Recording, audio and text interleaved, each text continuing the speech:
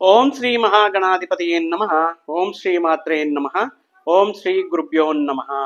ಸಮಸ್ತ ಕನ್ನಡ ವೀಕ್ಷಕರಿಗೆ ನಮಸ್ಕಾರ. ನೀವು ಮೊದಲನೇ ಬಾರಿ ನಮ್ಮ ಚಾನೆಲ್ ನೋಡ್ತಾ ಇದ್ರೆ ದಯವಿಟ್ಟು ಸಬ್ಸ್ಕ್ರೈಬ್ ಮಾಡಿ ಅಂತ ಹೇಳ್ತಾ, ಈ ವಿಡಿಯೋವನ್ನ ನೋಡ್ತಾ ಇರುವಂತವರು ದಯವಿಟ್ಟು ಆ ಪರಮೇಶ್ವರನ್ನ, ಆ ಶಂಭೋ ಶಿವಶಂಕರನ್ನ ನೆನೆಸುತ್ತಾ ಓಂ ನಮಃ ಶಿವಾಯ ಅನ್ನುವ ಪಂಚಾಕ್ಷರಿ ಮಂತ್ರವನ್ನ ಕೆಳಗಡೆ ಇರುವಂತಹ ಕಮೆಂಟ್ ಬಾಕ್ಸ್ ನಲ್ಲಿ ನೀವು ಕಮೆಂಟ್ ಮಾಡಿ ಆ ಪರಮೇಶ್ವರನ ಕೃಪೆಗೆ ಪಾತ್ರರಾಗಿ ಅಂತ ಭಾವಿಸುತ್ತಾ, ಈ ದಿನ ನಮ್ಮ ವಿಡಿಯೋದಲ್ಲಿ ಇನ್ನೇನು ಫೆಬ್ರವರಿ 26ರಂದು ನಮಗೆ ಶಿವರಾತ್ರಿ ಮಹೋತ್ಸವ ಅತಿ ಶೀಘ್ರದಲ್ಲೇ ಪರಮಶಿವನ ದಿನ, ಪರಮೇಶ್ವರನ ದಿನ ಆಗಿರುವಂತಹ ಮಹಾಶಿವರಾತ್ರಿಯನ್ನ ಸಕಲ ಜನತೆ ಆಚರಣೆ ಮಾಡ್ಕೊಳ್ತಾ ಇದ್ದೇವೆ. ಈ ಶಿವರಾತ್ರಿ ದಿನದಂದು ದ್ವಾದಶ ರಾಶಿಗಳ ಜಾತಕರು ಯಾವ ರೀತಿ ಪೂಜೆ ಮಾಡಿದರೆ, ಯಾವ ರೀತಿ ಆರಾಧನೆ ಮಾಡಿಕೊಂಡರೆ ಆಯಾ ರಾಶಿಯವರಿಗೆ ಯಾವ ಫಲಿತಗಳು ಉಂಟಾಗುತ್ತೆ ಅನ್ನುವುದನ್ನ ತಿಳ್ಕೊಳ್ಳೋಣ. ಮುಖ್ಯವಾಗಿ ಜ್ಯೋತಿಷ್ಯ ಶಾಸ್ತ್ರಕ್ಕೆ ಮತ್ತು ಮಹಾಶಿವನಿಗೆ ತುಂಬಾ ನಂಟು ಇದೆ. ಯಾಕಂದ್ರೆ ಇದರಲ್ಲಿರುವಂತಹ ಗ್ರಹಗತಿಗಳು ಮತ್ತು ಗ್ರಹಗತಿಗಳ ಆಧಾರ ಮೇಲೆ ಬರುವಂತಹ ಅನೇಕ ವಿಚಾರಗಳು ಈ ಪರಮಶಿವನಿಗೆ, ಪರಮಶಿವನ ಕರುಣೆಯಿಂದ, ಪರಮಶಿವನ ಕೃಪೆಯಿಂದ ನಿವಾರಣೆಯಾಗುವುದಕ್ಕೆ, ಯೋಗ ಆಗುವುದಕ್ಕೆ ಕಾರಣವಾಗ್ತಾ ಇದೆ. ಉದಾಹರಣೆಗೆ ತಗೊಳ್ಳಿ, ಈಗ ಅಷ್ಟಮ ಶನಿ, ಅರ್ಧಾಷ್ಟಮ ಶನಿ ಮತ್ತು ಸಾಡೆ ಸಾತಿನ ಶನಿ ಅಂತ ಹೇಳ್ಬಿಟ್ಟು ಶನಿ ಕಾಟಗಳು ಹೇಳ್ತಾ ಇದೀವಲ್ವಾ. ಈ ಶನಿ ಕಾಟ ಇರುವಂತಹವರನ್ನ ಯಾರ ಅನುಗ್ರಹ ಪಡಬೇಕಾಗುತ್ತೆ? ಶನಿ ಈಶ್ವರ, ಅಲ್ಲಿಯೂ ಈಶ್ವರ ಇದ್ದಾರೆ ನೋಡಿ. ಶನೀಶ್ವರನ ಅನುಗ್ರಹ, ಶನಿ ಮಹಾತ್ಮನ ಅನುಗ್ರಹ ಪಡೆಯಬೇಕಂದ್ರೆ ಪರಮೇಶ್ವರನ ಅನುಗ್ರಹ ಇರಲೇಬೇಕು. ಇನ್ನ ಈ ಮದುವೆ ವಿಷಯಗಳಲ್ಲಿ, ವಿವಾಹ ವಿಳಂಬತೆಗಳಲ್ಲಿ, ಸಂತಾನ ವಿಳಂಬತೆಗಳಲ್ಲಿ, ಈ ದಾಂಪತ್ಯ ಜೀವನದಲ್ಲಿ ಇರುವಂತಹ ಬಿರುಕುಗಳನ್ನ ಇನ್ನ ಈ ಸುಬ್ರಹ್ಮಣ್ಯೇಶ್ವರ ಸ್ವಾಮಿನ ಆರಾಧನೆ ಮಾಡ್ತೀವಿ. ಇಲ್ಲಿಯೂ ಸುಬ್ರಹ್ಮಣ್ಯ ಈಶ್ವರ, ಅಲ್ಲಿಯೂ ಈಶ್ವರನಿದ್ದಾನೆ.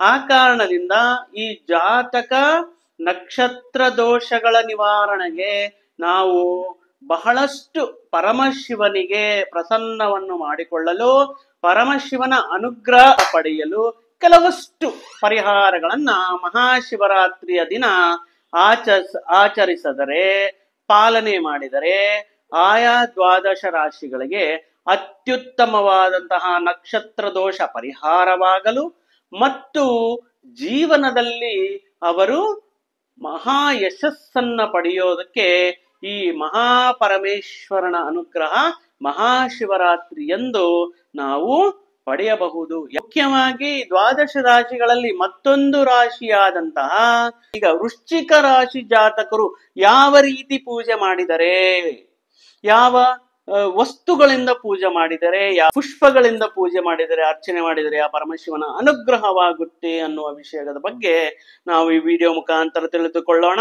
ಮುಖ್ಯವಾಗಿ ವೃಶ್ಚಿಕ ರಾಶಿ ಜಾತಕರು, ಈ ವೃಶ್ಚಿಕ ರಾಶಿಗೆ ಅಧಿಪತಿ ಬಂದು ಕುಜನಾಗಿರುತ್ತಾನೆ. ಕುಜ ಮುಖ್ಯವಾಗಿ ಈ ವೃಶ್ಚಿಕ ರಾಶಿಯವರಿಗೆ ಕೆಲವಷ್ಟು ಸಮಸ್ಯೆಗಳನ್ನು ಕೊಡ್ತಾ ಇರ್ತಾರೆ. ಅದು ತಮ್ಮ ಜೀವನದಲ್ಲಿ ಶತ್ರು, ಋಣ, ರೋಗ, ಶತ್ರುಗಳನ್ನ ಹುಟ್ಟಿಸೋದು. ಈಗ ಮುಖ್ಯವಾಗಿ ವೃಶ್ಚಿಕ ರಾಶಿಯವರ ಜೀವನ ಯಾವ ತರ, ಅವರ ಸ್ವಭಾವ ನೋಡ್ಕೊಂಡ್ರೆ ಎಷ್ಟು ಜನ ಪ್ರೀತಿ ಮಾಡ್ತಾ ಇರ್ತಾರೋ ಅಷ್ಟು ಜನ ವ್ಯತಿರೇಕ ಮಾಡ್ತಾ ಇರ್ತಾರೆ, ಎಷ್ಟು ಜನ ಗೌರವ ಕೊಡ್ತಾ ಇರ್ತಾರೋ ಅಷ್ಟು ಜನ ಶತ್ರುಗಳಾಗಿರ್ತಾರೆ.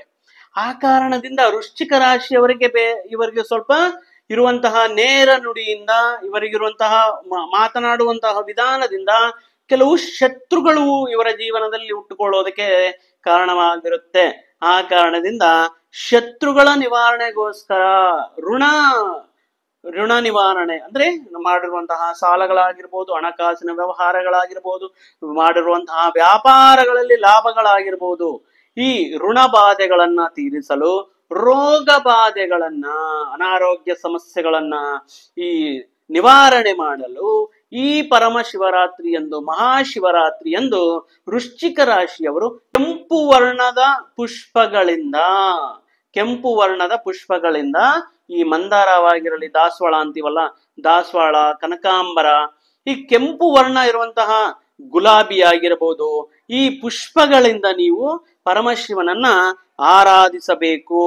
ಮತ್ತು ಬಿಲ್ವಪತ್ರೆ 3 ದಳಗಳಿರುವಂತಹ 3 ದಳಗಳು ಅಂದರೆ ಮುಖ್ಯವಾಗಿ 3 ವಿಷಯಗಳನ್ನು ಸೂಚಿಸುತ್ತೆ. ಈ ಶಿವನಿಗಿರುವಂತಹ 3 ಕಣ್ಣುಗಳು, ತ್ರಿನೇತ್ರಕಾರಕ ಅಂತ ಹೇಳ್ತಾರೆ, ಮತ್ತು 3 ದಳ ವಿಷ್ಣು ಮಹೇಶ್ವರ. ಆ ಕಾರಣದಿಂದ 3 ದಳಗಳಿರುವಂತಹ ಪುಷ್ಪದಿಂದ ಈ ಪರಮಶಿವನನ್ನ ಪೂಜಿಸಿದರೆ, ಆರಾಧಿಸಿದರೆ ನಿಮಗೆ ತುಂಬಾ ಅನುಕೂಲವಾಗಿರುತ್ತೆ. ಕೆಂಪು ವರ್ಣದ ವಸ್ತ್ರವನ್ನ, ಅದು ಈ ಅಂಗವಸ್ತ್ರವಾಗಿರಲಿ, ಈ ಮುಖ್ಯವಾಗಿ ಶಿವನಿಗೆ ಕೊಡೋಕೆ ಅಂತಾನೆ ಕೆಂಪು ವಸ್ತ್ರ ಸಿಗುತ್ತೆ ನಮ್ಮ ಬಟ್ಟೆ ಅಂಗಡಿಯಲ್ಲಿ. ಅದು ಒಂಥರ ಟವಲ್ ತರ ಇರುತ್ತೆ. ಅಂತಹ ಕೆಂಪು ಕೆಂಪು ವರ್ಣದಲ್ಲಿರುವಂತಹ ವಸ್ತ್ರವನ್ನ ಮತ್ತು ಕೆಂಪು ವರ್ಣದಲ್ಲಿರುವಂತಹ ಹೂವುಗಳಿಂದ, ಬಿಲ್ವಪತ್ರೆಗಳಿಂದ ನೀವು ಶಿವನಿಗೆ ನೀವು ಆರಾಧನೆ ಮಾಡಬೇಕಾಗಿರುತ್ತೆ.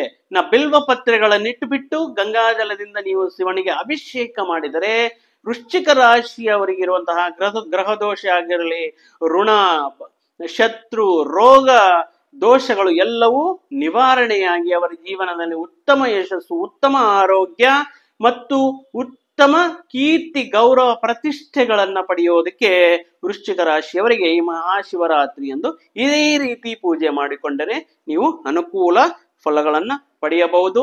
ಇನ್ನ ಆ ದಿನ ನಿತ್ಯವೂ ನೀವು ಶಿವನಾಮ ಸ್ಮರಣದಲ್ಲಿ ಇರುತ್ತೀರಾ. ಆ ಕಾರಣದಿಂದ ನೀವು ಈ ರುದ್ರಾಷ್ಟಕ ಅಂತ ಬರುತ್ತೆ, ರುದ್ರಾಷ್ಟಕವನ್ನ ಪಾರಾಯಣ ಮಾಡಬಹುದು.